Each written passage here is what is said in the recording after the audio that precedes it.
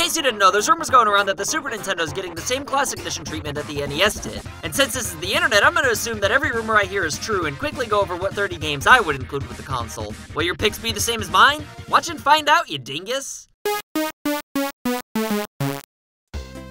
Okay, so the NES Mini came with 30 games pre-installed on it, and about half those games were made by Nintendo, and the other half made by third parties. So let's assume the same thing's true for the Super NES Mini. And while we're making assumptions where our asses are gonna and shun us, let's assume that Nintendo are gonna be weens and not include an internet connection to be able to download more games. I'm not trying to predict the games Nintendo will be including, but rather what I would put on there myself if I were trying to show somebody who might not have played the console before with the games that I think define the Super Nintendo. With that being said, this isn't a top 30 Super Nintendo games list, so if you're looking for that, then get the frig off the channel. I'm sorry, babe. I didn't mean that. I just yell sometimes because I get so scared. Anyway, let's begin. Number 1, Super Mario World.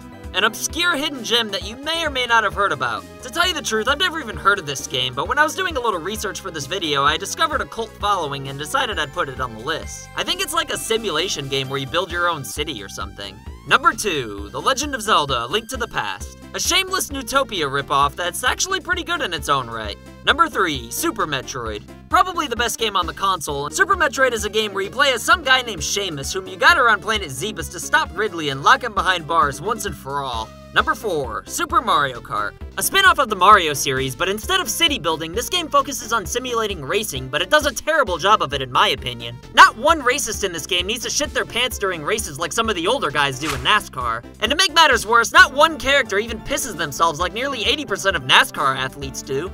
Urination and defecation aside though, this game still holds up pretty well, and thankfully, piss and shit can be seen in Mario Kart 64 and every game in the series after that. Number 5, Star Fox. Originally intended to be the 4th installment of the Star Wars series, Nintendo purchased the rights and turned it into a Super Nintendo game, leaving the script 100% intact. Word for word.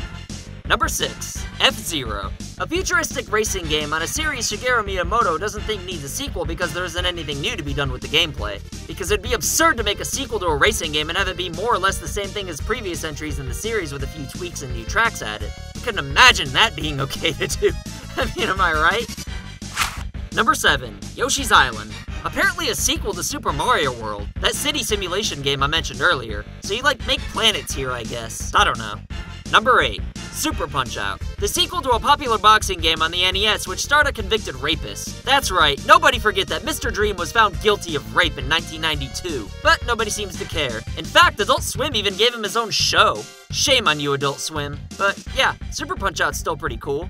Number 9, Kirby's Dream Land 3. Named after Nintendo of America's attorney, it won a big case against Universal Studios over the legal right to use the name Kong. So as you might imagine, the Kirby franchise is all about being a lawyer. It's not my kind of game, but hey, some people like it. Number 10, Kirby Superstar. A compilation of law minigames. Kinda fun, actually. Number 11, Pilot Wings. An amazingly fun and exciting flight simulator that's actually way better today than it was back then. I'm sure kids would immediately stop doing, well, whatever it is kids do these days, to play this game for hours. I seem to be the only one who likes this game.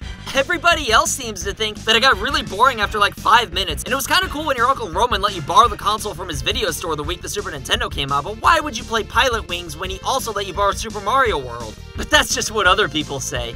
I guess I'm the odd one out because I loved this game. Number 12, 13, and 14. Donkey Kong Countries 1, 2, and 3. These are fun games where you play as monkeys or some shit that Nintendo may or may not have to pay royalties to Microsoft for including. How does that work anyway? I mean, Rare made these games, but they're Nintendo characters, so I don't know. How do third parties get paid for the mini consoles anyway? Does Nintendo split it down the middle? Or is it like a 40-60 thing?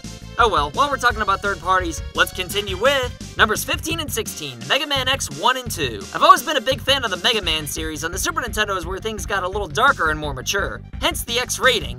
Actually, these games probably shouldn't be here. My niece is gonna kill me. Number 17, Teenage Mutant Ninja Turtles 4, Turtles in Time. A Battletoads clone that Konami owns the rights to and can use freely wherever they want, which is why you can expect this to be included in the SNES Mini. Number 18, Final Fantasy 6. Or is it 3? Or you know what, just fuck it. Put 7 on there. That'll make everybody happy, won't it? Son of a bitch.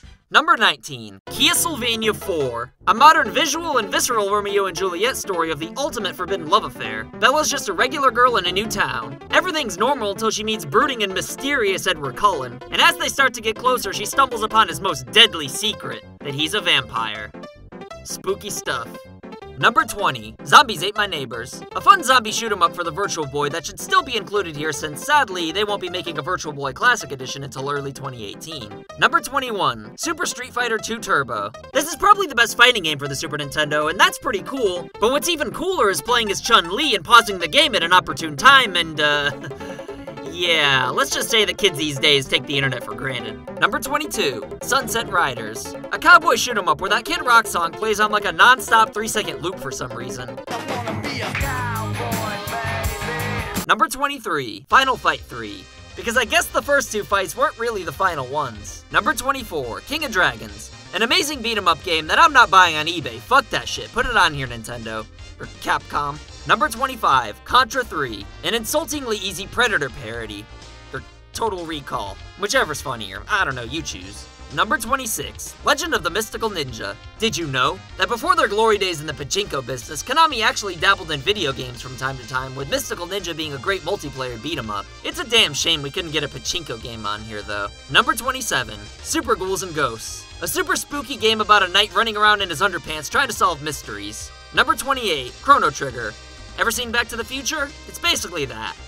No, you haven't seen Back to the Future. Huh. Number 29, Super Mario RPG. Yet another Mario spin-off, but this time you simulate an ant colony and engage in war with the dickhead red ants. Whoa! Watch out for that lawnmower. Number 30. We have one more game. Well, I'm trying to be somewhat realistic, and I know they're not going to put Earthbound on here, so let's just say the Game Boy player. Fuck it. Let me know in the comments down below if there's any games that I may have missed that should have been included. Don't forget to subscribe if you're cool, and it'd really be going the extra mile if you hit that like button and share this with your close personal friends and family. Thanks for watching. See you soon. So I want to say thank you to your loyalty. Thank you for your support.